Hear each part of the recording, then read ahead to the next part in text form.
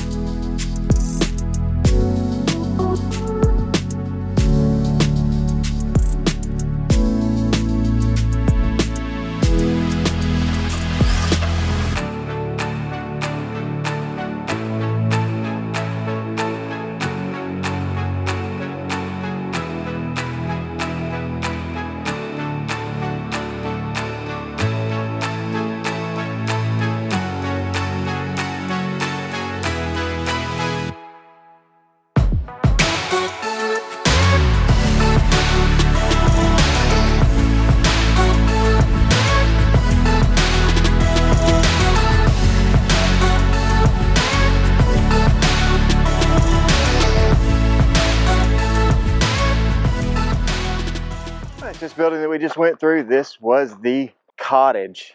You know, it'd be nice to have a 34-room cottage. But that was the home of Franklin and Eleanor Roosevelt and all the kids.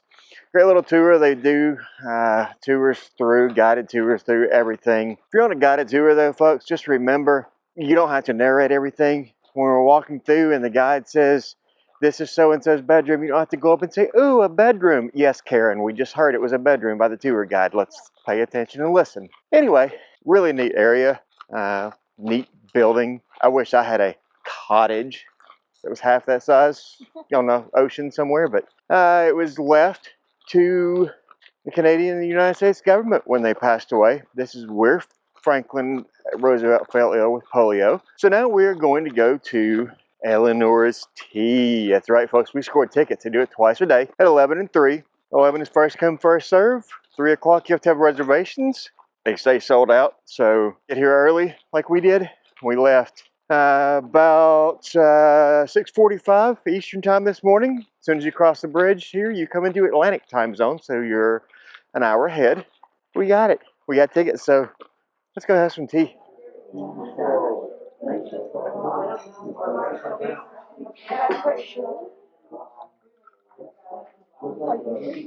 If you would like, then put sugar in it. Okay, folks, so we're going to get started on our talk. So welcome to Eleanor's Tea.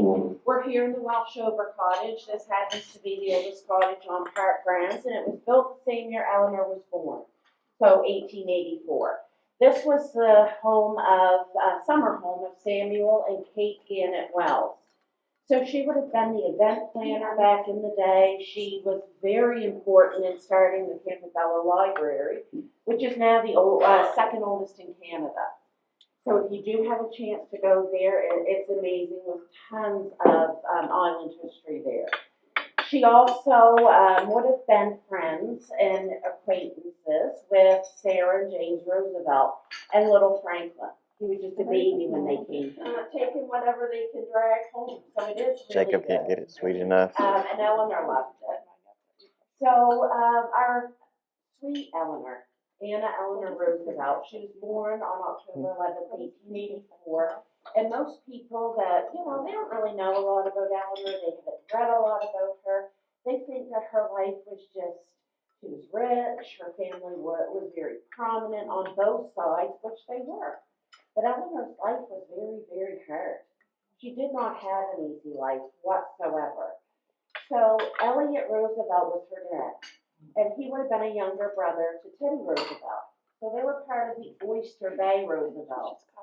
Now, Anna, who was her mother, Anna Rebecca Hall, she was part of the Hall family, and they were mainly in around Tivoli, New York. Life. I was such a disappointment to my mother. I felt like she wondered why I couldn't be beautiful like so many in my family. Now, Eleanor would say my mother was not somebody that you could get close to. I loved her from afar. Anna also wanted boys. So Eleanor was a disappointment to her mother all the way around. I thought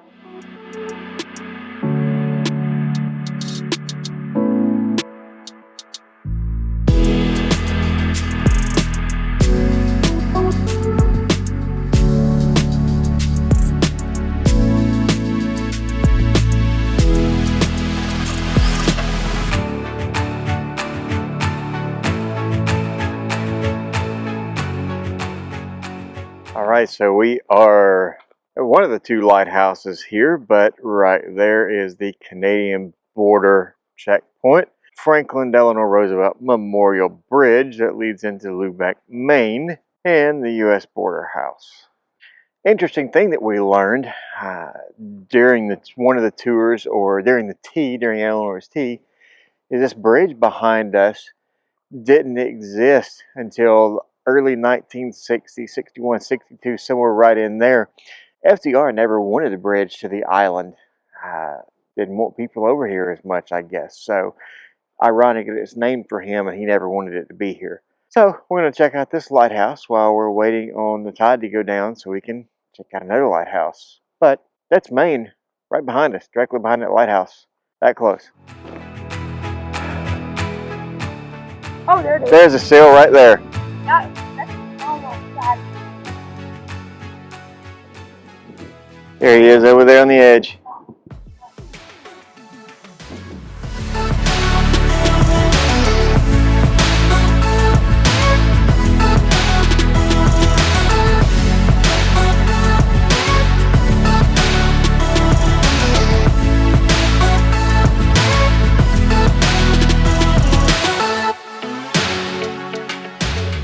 Supposed to be a rock formation here, a sun sweep sculpture or something like that. I looked it up online. It looked pretty cool to go see, but we got to get there. And it's not over the river and through the woods. It's just through a lot of woods and over a lot of stumps, but this is definitely a wilderness. I like it. Now if we can just see a whale.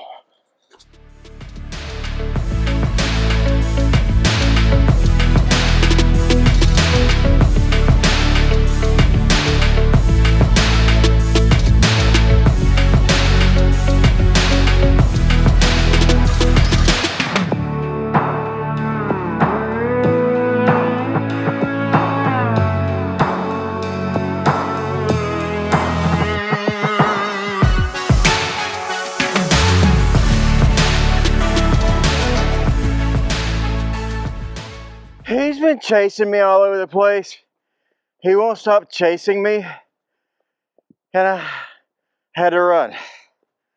I think I'm gonna die now. I think I'm gonna die in Canada, eh?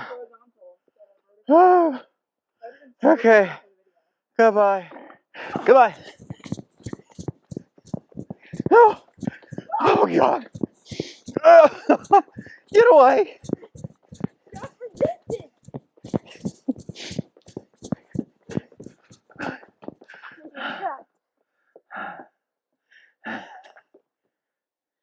I just put my pants. Bruh.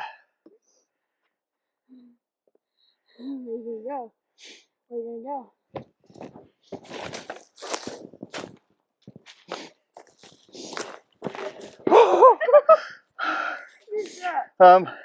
Yo. You're not allowed to come out here, eh?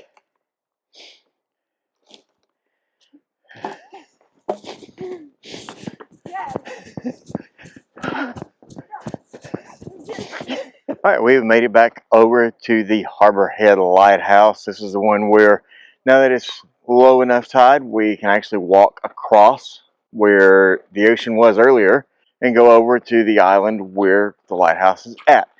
$10 per person to go over. Cash only, no cards. Keep that in mind if you do come out. Apparently it's 2 hours either side of low tide that you're able to go across. Other than that, you're not. So apparently it's slick, so let's go.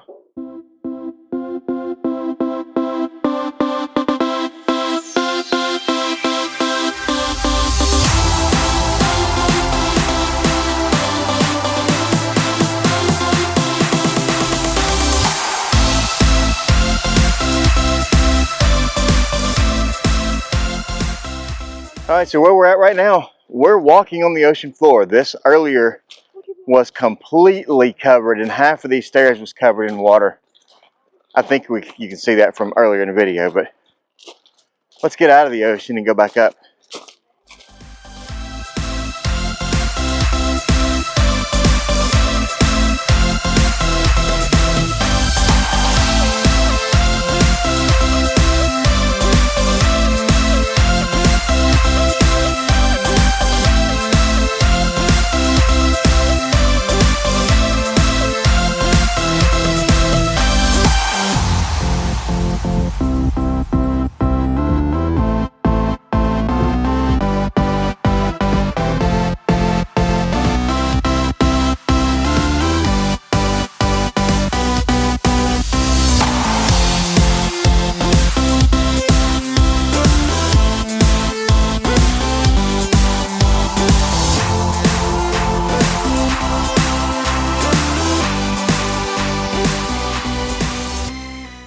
So we're down here, but check this out. Look,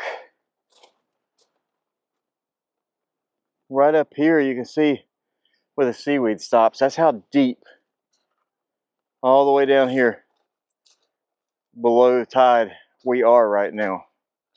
Now we're gonna look for some sea glass. All right, so we are back in the United States. I'm being pushed at the moment, but we are now in Lubec, Maine, walking out to another lighthouse and also to the easternmost point in the contiguous United States of America. So, you know, we've been to the southernmost point, which is in Key West, down at the buoy. Now we're going to the easternmost point in the United States. So let's go check this out.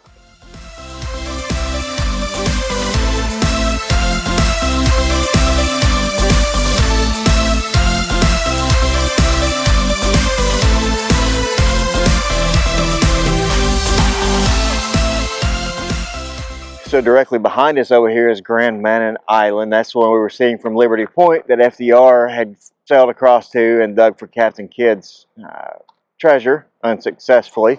And then right back behind us over here is Campobello Island. This is Liberty Point out on the end over here that we went to. It's right out here in the middle is the international boundary in the water.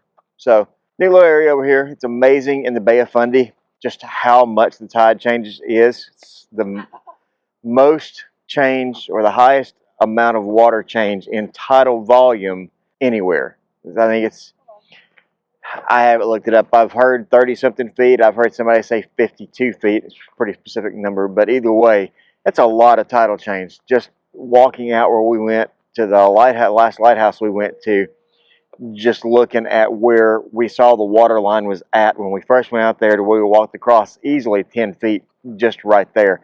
And I hadn't even hit low tide yet. So we're starving. We're gonna go find some food. Check it out. We found something else. The world's largest lobster trap. Let's check this out.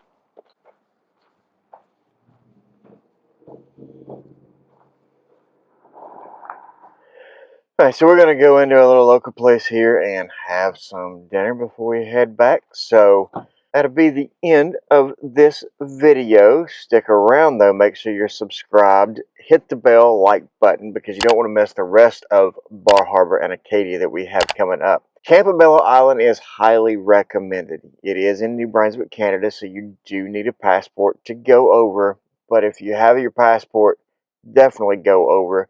You can make the trip and enjoy the island for free if you don't want to spend any money, pack a lunch, plenty of hiking trails, whatever. The Roosevelt Campobello International Park is free. The cottage tours is free. The tea is free. Everything there is free. The lighthouses you can go and see. You can hike the trails, search the sea glass. We spent a little bit because we got lunch and we went out to see the lighthouse. You can see the lighthouse from the shore if you want, if you don't want to walk over. So there's things to keep in mind. Not a whole lot is free anymore, but that still is. So let us know if you've been to Campobello Island. Let us know what else we need to visit up here.